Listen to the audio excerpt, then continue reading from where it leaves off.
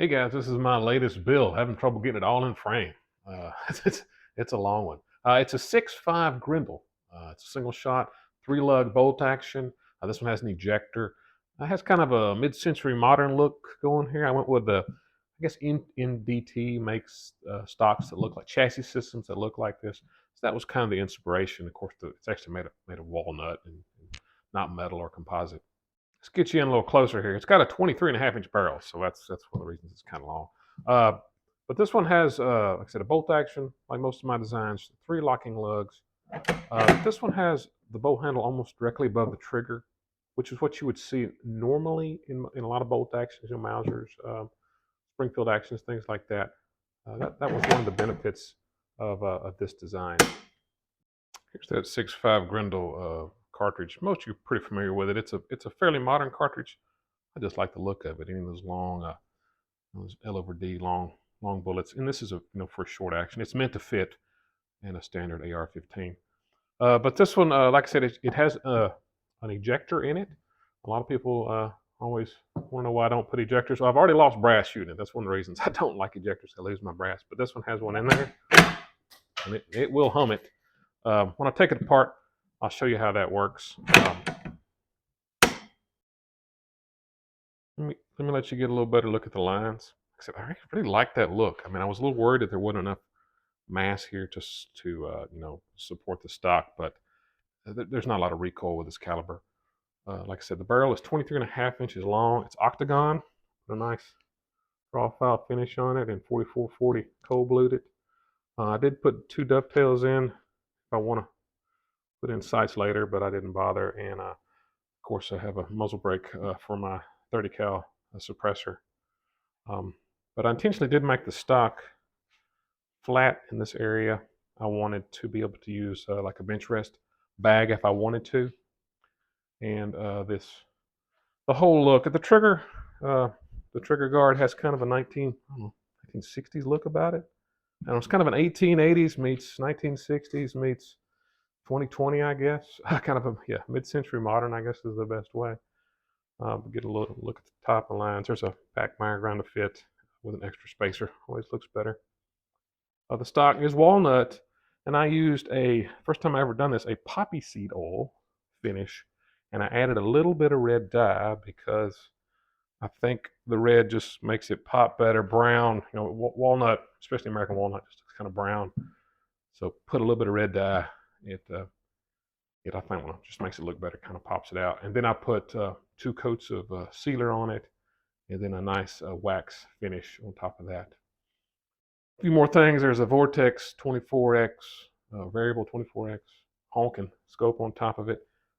It has been pretty accurate. I really haven't had a chance to really dial it in yet. This gun does have a different method that you attach the action to the stock. It's a little more rigid, and I think just a lot less tolerances. So I think it's a better system. When I take it apart, I'll show you what I did there. The barrel is a Schilling barrel with a 1-in-9 twist, which is kind of what you'd want for a 6.5 Grendel. It was a barrel blank. I turned it and octagoned it, and chambered it, and all that jazz. The action pretty smooth. So it's the 3-lug style. Just get a better look at those locking lugs. An ejector and an extractor in there, and about a 75-degree bolt throw. I wanted 90, but 75 is kind of what the math said, and I had to bend the handle to avoid hitting my scope there. But hey, let's take it to the range, put a few rounds through it with the suppressor on it to keep from blowing out my mic, and then I'll come back and show you how to field strip it. All right.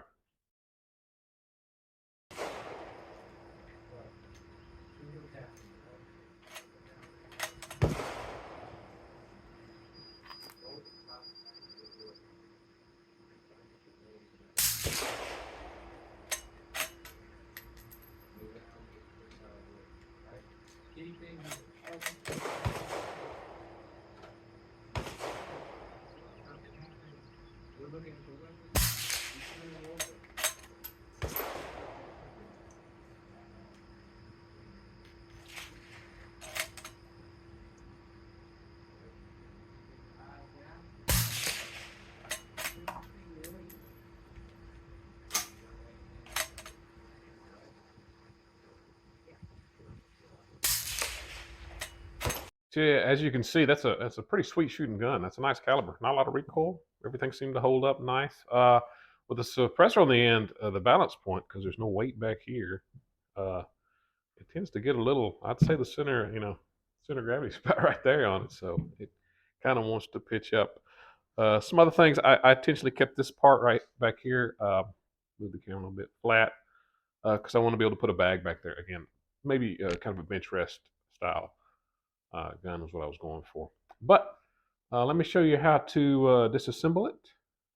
First things first, flip it over here. There's a screw hole here and another one here.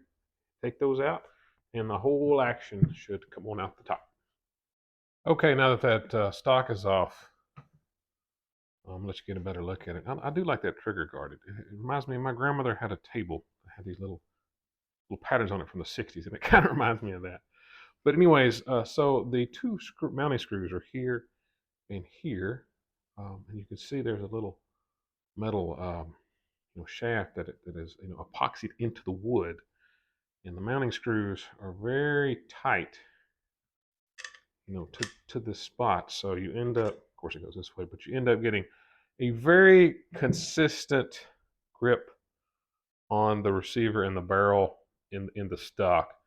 Um, and these are a little proud of the wood. So really, you just have 3 points: this one, and probably some recoil. I guess recoil lug back here at the back where the trigger housing is. But anyways, that's the first time I ever put a lot of thought into how to mount the stock to the receiver. Um, but no, that poppy seed oil did okay. It didn't dry real well. That's why I had to put the sealer over it. I probably wouldn't recommend it, but I'd read an old book about using poppy seed oil as a finish. But the next step is I will take the bolt out. Let me show you how to do that. Okay, there's a little set screw over here in the receiver. If you take that out, the bolt will come out. Open it and it'll just come on out the back. That's what retains the bolt when you have it all the way back. Is that pin. So let me take that pin out and the bolt will slide on out the back. And here's that bolt. It is a honking bolt. See the extractor right here, kind of just a classic hook style. Of course, there's the sear ramp and the sear. And this is the channel that screw or that pin I just told you about. Let me get it better in focus. Rides in. So it gets back to here, and that pin in the receiver hits this nub, and it can't go any farther forward. And that also hits this little part. Let me grab a cartridge, an empty cartridge. Also the part that hits this right here when you open it, and it can go forward just about 1/8 of an inch, and that's what kicks out the shell, or ejects the shell. So you got to pull it back with some purpose to make that work. Again, 3 locking lugs. I did all the math on this one. Nice beefy bow handle. I won't take that apart. If you look at some of my other designs, you probably can visualize how all that works. But the next step, let me take the trigger housing off, and it has, I guess you call them little. Move the camera a little set screws here you got to take out, and then you can take these 2 big screws, and the trigger housing comes off. You don't want this getting loose. If it does, you could have an accidental discharge, so you don't want that. But let me take those 4 screws out. But here's the trigger mechanism. It is very similar to the ones I've been building lately. I mean, it's a drop safe, as long as all these screws work, design, or at least I believe it is. The sear puts pressure here on that ramp, pull trigger, and it lowers it and then resets. So pretty repeatable design too. If you look at my video on the 222 bench rest rifle, I actually take something similar, same mechanism. This was just more compact apart, so you could see kind of how that all works. I don't want to bore everyone by taking the same thing apart twice. There's 5 pins in there and 2 springs. And I guess a few more details. The There's a screw hole here for the receiver. For the stock mounts. Another one back here. You can see those cutouts for the locking lug channels built into the receiver. There's 3 of them. Again, that barrel, octagon barrel, I draw filed it. I thought it turned out pretty nice. Especially clean it up a little bit. See, that's that 4440 cold blue. It does a really, I mean, it's almost just black, but it does do a really nice finish. But there it is, field strip. There's just not a lot to it. Some other details. The trigger guard is just screwed into the stock, into the wood. It's just pretty simple design. Again, there's that sear ramp right there in the iron pin spring. But there it is, all field stripped. But let me start putting them back together. I will start by reinstalling the trigger to the receiver. I'd mount it in the vise real quick since I'm getting the bolt handle back in there. But you can see this little window.